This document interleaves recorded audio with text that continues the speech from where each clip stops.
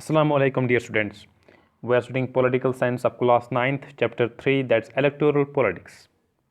The topic we are discussing is Indian election system. Hindustan में elections का कैसा निज़ाम है, हम इसको डिस्कस कर रहे हैं. So will continue this topic. इसमें कुछ सब टॉपिक्स हमने डिस्कस किए, जैसे हमने देखा कि इलेक्टोरल कॉन्स्टिट्यूंसीज का क्या कंसेप्ट है, हमने देखा कि रिजर्व्ड कॉन्स्टिट्यूंसीज का क्या कंसेप्ट है, हमने देखा कि वोटर्स लिस्ट का क्या कंसेप्ट है, इसको कौन प्रिपेयर करता है, ये जिम्मेदारी किसकी बनती है. इन चीज़ों को हमने डिस्कस किया है. आज जो हम डिस्कस करने वाले हैं that is with respect to nomination of candidates, कि नामजदगी कैंडिडेट्स की कैसे की जाती है. और हमें ये पता है जमहूरियत के बारे में, जमहूरियत में हर ये कहा जाता है कि हर there should be real choice, हकीकी इंतखाब होना चाहिए, लोग चूज़ करने चाहिए, उनके पास इतना राइट होना चाहिए. और ये कि इसमें कोई पाबंदी नहीं होनी चाहिए कि कौन वोट डालेगा या कोई कौन कंटेस्ट कर सकता है. और जो पोटेंशियल वोटर होगा उसके पास इतना भी राइट होना चाहिए कि वो इलेक्शन कंटेस्ट करे, वो एज कैंडिडेट सामने आ जाए. लेकिन यहाँ पर क्या है, there is concept of minimum age, कि कम से कम एज क्या होनी चाहिए. जैसे वोट डालने का हक उसको होता है जो अबो 18 एंड अबो होता है, लेकिन जो कैंडिडेट वही बन सकता है जिसके पास जो मिनिमम एज है इंडिया में दैट इज़ 25. अगर आपको लोकसभा मेंबर बनना है या आपको MLA बनना है, मेंबर अप्लाइज टू असेंबली बनना है, द मिनिमम एज इज़ 25. यहाँ पर कुछ रेस्ट्रिक्शंस आप देखोगे, कुछ पाबंदियाँ होती है, जैसे विद रेस्पेक्ट टू किसी का कोई क्रिमिनल बैकग्राउंड होगा, किसी ने कोई हीनियस क्राइम कमिट किया होगा, इन दैट केसेस वहाँ पर पाबंदी लगाई जाती है कि वो इलेक्शन कंटेस्ट नहीं कर सकता है. लेकिन ये एक्सट्रीम केसेस हैं. और फिर पॉलिटिकल पार्टीज नॉमिनेट करते हैं, फिर उन्हीं पार्टी सिंबल्स पर फिर इलेक्शन कैंडिडेट लड़ते हैं. और किसी वक्त हम देखते हैं देयर इंडिपेंडेंट कैंडिडेट, उनके पास भी फिर सिंबल दिया जाता है जो इलेक्शन कमीशन देता है. और पार्टी नॉमिनेशन को बोलते हैं हम ये पार्टी टिकट, कि अगर किसी पार्टी ने किसी कैंडिडेट को चूज़ किया कि जी आप हमारे सिंबल पर लड़ोगे या आप हमारी पार्टी के ऐसे हो, आप उसको बोलते हैं हम, उस पार्टी नॉमिनेशन को बोलते हैं उसके पास पार्टी ने टिकट दिए हैं. Party nomination is called party ticket. और इसमें यह है कि जो उनको फिर नॉमिनेशन फॉर्म सबमिट करना पड़ता है कि that I want to contest elections. और इतना ही नहीं, उनको कुछ पैसे भी डिपॉजिट करने पड़ते हैं, पैसे जमा करने पड़ते हैं, इसको बोलते हैं सिक्योरिटी डिपॉजिट, एज ज़मानत के तौर पर उनको वहाँ पर पैसे जमा करने पड़ते हैं. इसके साथ साथ उनको क्या करना पड़ता है, उनको उनको डिक्लेरेशन सबमिट करनी पड़ती है on the order of Supreme Court की जो डायरेक्शन है उनको फॉलो करते हुए. They have to file certain submissions have to be submitted there, कुछ डिटेल्स उनको सबमिट करने पड़ते हैं. For example with respect to अगर उसने कोई सीरियस क्रिमिनल केस उसके खिलाफ हो, पेंडिंग हो किसी कोर्ट में, उसको वो लिखना पड़ता है कि मैं फलानी केस में मुलजिम हूँ.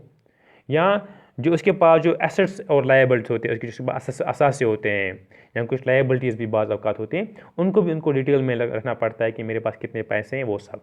और उनकी तालीमी एजुकेशन क्वालिफिकेशन कितनी है उस कैंडिडेट की, जो भी उसको लिखना पड़ता है. ये क्यों किया जाता है, ताकि जो जनरल पब्लिक हो उनके पास ये अपॉर्चुनिटी मिले कि जो डिसीजन लेने की उनके पास एक इन्फॉर्मेशन हो, और उस इन्फॉर्मेशन को वो एज ए बेस बनाए, और ताकि जो वेल डिज़र्व्ड कैंडिडेट हो, जो डिज़र्व करता हो कि वो वही मेंबर बन सकता है, कि वही इलेक्शन लड़ सकता है.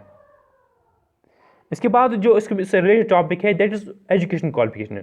एजुकेशन क्वालिफिकेशन भी सबमिट करने पड़ते हैं कैंडिडेट को, लेकिन एजुकेशन क्वालिफिकेशन नेसेसरी नहीं है. अगर किसी ने कोई पढ़ा लिखा ना हो या किसी ने कम पढ़ा हो तो वो भी इलेक्शन लड़ सकता है. फाइन. इसमें जो ये बेस क्यों नहीं है, there are certain reasons for it. Number 1 reason is कि एजुकेशन क्वालिफिकेशन हर वक्त रिलेवेंट नहीं होती है. जैसे कोई क्रिकेट प्लेयर होगा, उसको क्रिकेट खेलना अच्छा होगा, वो अच्छा क्रिकेट खेलता होगा, लेकिन उसके पास डिग्री नहीं होगी.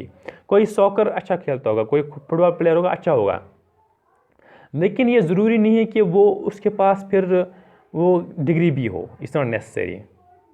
फाइन. नंबर 2 ये है कि ये लोगों के पास ये हक होना चाहिए कि वो डिसाइड करे कि इंपॉर्टेंस कितनी है एजुकेशन क्वालिफिकेशन की। एंड नंबर 3 इज़ कि अगर हम एजुकेशन क्वालिफिकेशन बेस बनाए तो that goes against civil democracy, जो जमहूरियत की रूह है उसके खिलाफ हो जाता है। और अगर हम फॉर एग्जांपल BA, BCom या BSc को एज कंपलसरी बनाएंगे, यह होना चाहिए, तो फिर क्या होगा कि 90% जो सिटीजन होंगे वो नाअहल बन जाएंगे, वो इलेक्शन नहीं लड़ पाएंगे, they will become ineligible to contest elections. तो इस वजह से वो जमहूरियत के खिलाफ हो जाएगा। तो देयर आर 3 रीजंस, ये 3 रीजंस है कि हम एजुकेशन क्वालिफिकेशन को बेस नहीं बना सकते हैं। इसके बाद जो कंसेप्ट जो हम डिस्कस करें that's with respect to election campaign. Election campaign, पहले इसकी एसेंस हम समझेंगे। इलेक्शन कैंपेन की पर्पज़ क्या है। वहाँ पर जो मेन पर्पस इलेक्शंस का वो होता है नुमाइंदा चूज़ करना, गवर्नमेंट बनाना, जो प्रेफर्ड पॉलिसीज़ हैं वही सामने आए। फाइन। और इसमें ये होता है कि there should be free and open discussion, openly चीज़ों को डिस्कस किया जाए कि कौन कैंडिडेट बेहतर है, कौन गवर्नमेंट बेहतर बना सकता है, कौन सी पब्लिक पॉलिसी अच्छी है, अच्छी पॉलिसी कौन से है। इन चीज़ों को बरोकार लाने के लिए कि कौन पॉलिसी अच्छी है, कौन नुमाइंदा अच्छा है, कौन अच्छी गवर्नमेंट बना सकता है, इन चीज़ों के लिए जो एक क्या कहा जाता है, इलेक्शन कैंपेन कहा जाता है। इन चीज़ों को डिस्कस करना ओपन प्लेटफार्म में। और इसके लिए स्पेसिफिक टाइम पीरियड होता है, जैसे हमारे यहाँ 2 वीक्स पीरियड होता है, 2 हफ्ते होते हैं। जैसे अनाउंसमेंट ऑफ जो फाइनल कैंडिडेट्स होता है, जब ये अनाउंस हो गया कि ये कैंडिडेट्स इलेक्शन लड़ेंगे, और फिर जो पोलिंग डेट होता है, इनके दरमियान 2 हफ्तों का वक्फा होता है। उनमें डिस्कस किया जाता है कि एक कैंपेन लगाई जाती है, मुहिम चलाई जाती है, उसके हम इलेक्शन कैंपेन कहते हैं। फाइन। और इसमें यह है कि फिर आप देखोगे कि जो कैंडिडेट्स होंगे या पॉलिटिकल लीडर्स होंगे या पॉलिटिकल पार्टीज, ये फिर अपने लोगों को मोबिलाइज़ करने के लिए लोगों को कंटेक्ट करते हैं, अपने सपोर्टर्स को मोबिलाइज़ करते हैं। और आप फिर उस वक्त देखोगे कि न्यूज़पेपर में भी, टेलीविज़न में भी जो इलेक्शन से रिलेटेड स्टोरीज होते हैं, डिबेट्स को डिस्कस किया जाता है। फाइन। और ये सिर्फ बाज़ औक़ात लिमिटेड नहीं रहता है 2 वीक्स तक। जो पॉलिटिकल पार्टीज उसकी तैयारी पहले ही करते हैं, कुछ महीनों पहले ही करते हैं, इसकी तैयारी में लगे रहते हैं। और यह है कि पॉलिटिकल पार्टी जो होते हैं वो फोकस करते हैं बड़े इश्यूज़ को लेकर, लोगों के पास जाए, लोगों को अट्रैक्ट करें, और कुछ प्रॉपर उसके लिए वो प्रॉपर स्लोगन्स भी बनाते हैं, और कुछ कामयाब स्लोगन्स जिसके वजूहत पर बहुत सी पार्टीज ने जीते भी इलेक्शन से। जैसे कांग्रेस पार्टी ने जो अंदर इंदिरा गांधी, उन्हें एक नारा दिया था गरीबी हटाओ, कि हम जो अगर हम पावर में आएंगे हम गुर्बत को मुल्क से हटाएंगे। उस वजह से उन्होंने 1970 में इलेक्शन जीता भी। जैसे जनता पार्टी गवर्नमेंट ने 1977 आफ्टर जो एमरजेंसी, उनने जो जयप्रकाश नारायण के लीडरशिप में उनने ये नारा दिया कि हम जमहूरियत को बचाएंगे, और जो ज़्यादतियाँ इंदिरा गांधी ये गवर्नमेंट ने की थी उनको हम ख़त्म करेंगे, और हम सिविल लिबर्टीज़ को बहाल करेंगे। और उन्होंने भी इलेक्शन जीता। और लेफ्ट फ्रंट जो सोशलिस्ट पार्टीज़ है, उनने ये नारा दिया कि हम ज़मीन देंगे, जो ज़मीन में काम करें उनको हम ज़मीन देंगे, लैंड टू टिलर। 1977 में उन्होंने नारा दिया। उनने भी वहाँ पर तकरीबन 32 साल तक उन्होंने हुकूमत की वहाँ पर। फाइन। और जैसे इस तरह से आंध्र प्रदेश में there was a leader NT Ramarao, उसने ये नारा दिया था protect the civil respect of the Telugus, जो इज़्ज़त नफ्स है तेलुगुज उसको बचाएंगे। जो उनकी पार्टी है तेलुगु देशम पार्टी, उन्होंने 1983 में नारा दिया, उन्होंने भी इलेक्शन जीता। ये कुछ खास नारे हैं, स्लोगन जो काफ़ी मशहूर हुए। लेकिन जनरली क्या होना चाहिए, जो पॉलिटिकल पार्टीज वो फ्री आज़ाद होने चाहिए इलेक्शन लड़ने के लिए।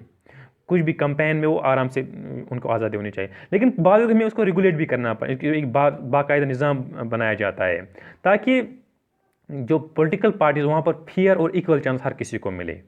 और there are certain election laws भी हमारे पास होते हैं, जैसे यहाँ पर ब्राइब, रिश्वत साजी ख़त्म हो, लोगों को धमकाया ना जाए, या जो इन्फ्लुएंस होता है मज़हब का, या लोग वोट मांगते हैं मज़हब को बुनियाद बनाकर या कास्ट को बुनियाद बनाकर, और जो गवर्नमेंट रिसोर्स का गलत इस्तेमाल किया जाता है, या बाज़ औक़ात कुछ अमीर लोग होते हैं वो ज़्यादा पैसों का इस्तेमाल करते हैं, और इससे देर से कैप ऑन, जैसे 25 लाख से ज़्यादा खर्चा आप लोकसभा इलेक्शन में नहीं कर सकते एज ए कैंडिडेट, और 10 लाख से ज़्यादा आप खर्च नहीं कर सकते इन असेंबली इलेक्शंस। इन चीज़ों पर एक कैप लगाई गई है, एक हद बंदी की गई है।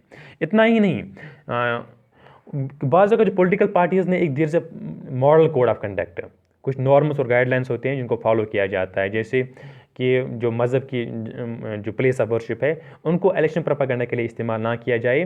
गवर्नमेंट के जो रिसोर्सेज हैं, व्हीकल्स होते हैं, एयरक्राफ्ट हैं, जो ऑफिशियल्स होते हैं इलेक्शंस के, उनको गलत इस्तेमाल में ना लाया जाए। और जो पीपल इन पावर होते हैं, जो गवर्नमेंट में होते हैं, वो कोई नई फाउंडेशन स्टोन किसी जगह किसी प्रोजेक्ट की ना लगाए और कोई बड़ी पॉलिसी डिसीजन ना ले, या क्या कहते हैं कि वो वादे ना करें पब्लिक फैसल की। बाज़ औक़ात क्या होता है, जो पॉलिटिकल पार्टीज होती है वो फ्रीबीज़ का ऐलान करते हैं कि हम जो ये फ्री देंगे, हम लैपटॉप देंगे या मोबाइल, इनको ये ऐसा नहीं होना चाहिए। And the last topic for today is polling and counting of votes. Polling कैसे की जाती है, जो फाइनल स्टेज इलेक्शन को होता है उसमें फिर वोट डालने होते हैं। जिस दिन वोट डाले जाते हैं उसको बोलते हैं इलेक्शन डे, और जिस जगह वोट डाले जाते हैं उसको बोलते हैं पोलिंग बूथ। फाइन, जो किसी लोकेलिटी में होता है, कोई गवर्नमेंट स्कूल होता है, गवर्नमेंट ऑफिस होता है, और जो वोटर होता है उसको पोलिंग बूथ में जाना पड़ता है, अपने आप को अपनी आइडेंटिटी दिखानी पड़ती है, उसके उंगली पर एक इंडिलिबल इंक लगाई जाती है, और फिर उसको वोट डालने का हक दिया जाता है। और वहाँ पर एक कैंडिडेट होता है, एक बंदा होता है जिसे हम पोलिंग एजेंट कहते हैं। वो कैंडिडेट का जो इलेक्शन लड़ रहा होगा उसका बंदा होना चाहिए। वो देखता है कि जो इलेक्शन में कोई गलत तरीके से इलेक्शन मत हो रही है, फेयर तरीके से इलेक्शन हो रही है या नहीं, इन चीज़ों को एश्योर करने के लिए।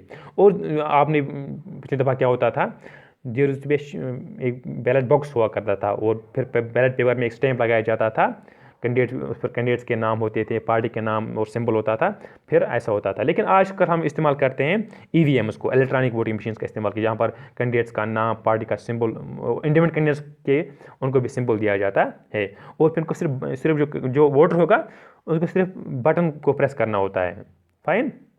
और आजकल जो कंसेप्ट आया है VVPAT का, voter verified paper audit trial, वहाँ पर जो एजेंट्स को दिखाया जाता है कि जो मशीन है वो ठीक काम कर रही है नहीं कर रही है। फाइन। और फिर जब वोटर्स वोट करते हैं उनको फिर सील किया जाता है और किसी महफूज जगह में पर लिया जाता है। जब महफूज जगह पर लिया जाता है और कुछ fixed date and fixed days में उनको फिर ओपन किया जाता है और उनको फिर काउंट किया जाता है। वहाँ पर फिर कैंडिडेट्स जमा होते हैं, एजेंट्स उनके वहाँ पर होते हैं, और फिर प्रॉपरली वोटिंग काउंटिंग की जाती है। और जब जो हाईएस्ट वोट सिक्योर करता है तो that is declared as a winner. और जनरल इलेक्शन में क्या होता है, जनरली सारे कॉन्स्टिट्यूएंसीज़ के जो एक ही टाइम में काउंट किए जाते हैं, एक ही दिन में। और फिर आप देखो टेलीविज़न चैनल्स पर, रेडियो न्यूज़पेपर, वो उनको रिपोर्ट करती है इस इवेंट को, और कुछ आवर्स के बाद फिर रिज़ल्ट फिर डिक्लेयर किया जाता है। फिर उस तरीके से फिर एक नई गवर्नमेंट बन जाती है। यहाँ पर आप देखोगे कि इससे VVPAT और यहाँ पर के EVMs कैसे फंक्शन करते हैं। और जो हाईएस्ट होगा, जब वोटर काउंट कीजिए, जो हाईएस्ट जिसके जो वोट सिक्योर करता है, जिसे हमारा निज़ाम है फर्स्ट पास्ट द पोस्ट, जिसके वोट सबसे ज़्यादा होते हैं, फिर इलेक्शन वो विनर डिक्लेयर किया जाता है। So that's all about Indian system of elections. Thank you very much.